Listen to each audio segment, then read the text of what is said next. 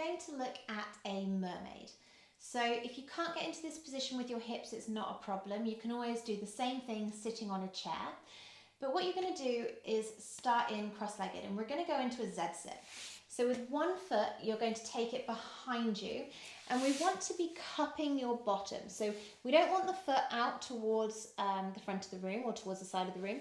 We want it to actually feel like it's rotated under, because that's going to allow the hip to externally rotate and let that sit bone kind of come towards the floor. So what you can do is you can just allow that hip to lift off and then see if you can let that thigh bone drop towards the floor so you can feel this heaviness into both sit bones. You're going to take the other hand down to the floor, and we're going to reach one arm up towards the ceiling, and we're going to go over the front leg. Okay, so I've got my left leg forward, my right leg back, which means my right arm is up towards the ceiling. Now you're going to reach that arm up towards the ceiling as you walk your way across the mat, and you're going to come over into a side bend. There shouldn't be too much weight on your left hand right now. The predominant amount of weight should be through your hips. So if you do feel like you're really dropping into that arm, just push yourself back slightly and you'll feel the weight back onto your right sitting bone. Now with this top hand, really try and reach it away from you, so you start to feel a stretch through that right side of the body. And then we're going to come all the way back up again. So you're going to go again. We're looking for that really reach up and reach away as you dive over. And we're trying to create the shape like a rainbow. So there's a base, you come up and you come around. And just notice this bottom arm. So if you feel like your ear is resting on your shoulder, just allow that shoulder to settle back down again so your arm is nice and active. And you're going to take a few big breaths right into the side of you, almost like you've got a balloon and you're trying to expand it. Then you can press yourself all the way back up again. This time we're going to rotate. So we're going to come up and over into our side bend, okay?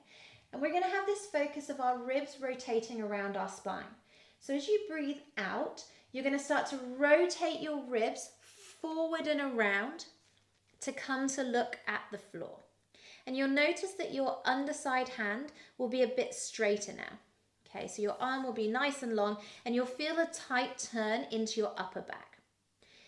To come back round again, we're going to come into your side bend. You're going to pull that left elbow towards the floor and de-rotate yourself to face forward.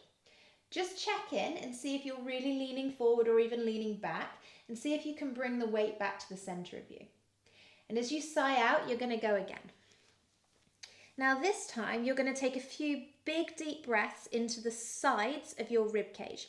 So we really want you to expand the side of that rib cage so we get a little bit more movement through your mid-back. Again, pull that elbow towards the floor as you reach your hand up and over your head. Now if you can, we're going to then come into some extension. So we're going to rotate ourselves back round and we're going to plant our hand onto the floor and reach the other hand further back on your mat. You'll feel your front hand is straight, your front arm is straight.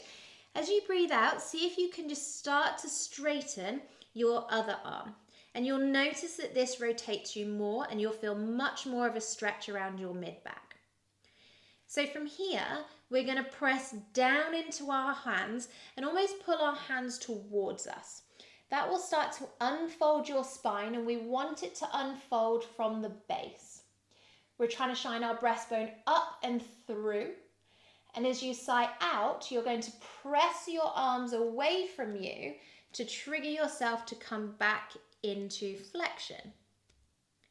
So don't worry too much if your back arm bends a little bit, but what you're trying to get is that your collarbones will eventually come parallel to the floor.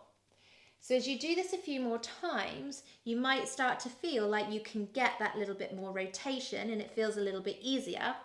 And that's just because your spine started to warm up. Okay, so really sigh out, press and use your hands to send your tailbone back towards the floor. We're going to do one more. So press and pull towards you to lift your breastbone up and through. You should feel this in your mid-back as well. And as you sigh, really press yourself away to send your sit bone back to the floor. Pause here. Walk your back hand back into the middle of your mat, and we're going to come back into our side bend. Really reach the middle fingers of your top arm away from you so you can get as much of a stretch as possible through that upper side. And then reach the hand all the way up to the ceiling, and we're going to do a contralateral stretch. So we're going to go all the way over to feel the stretch through that opposite side as well. And then when you come back to the center, you're going to do the other side as well.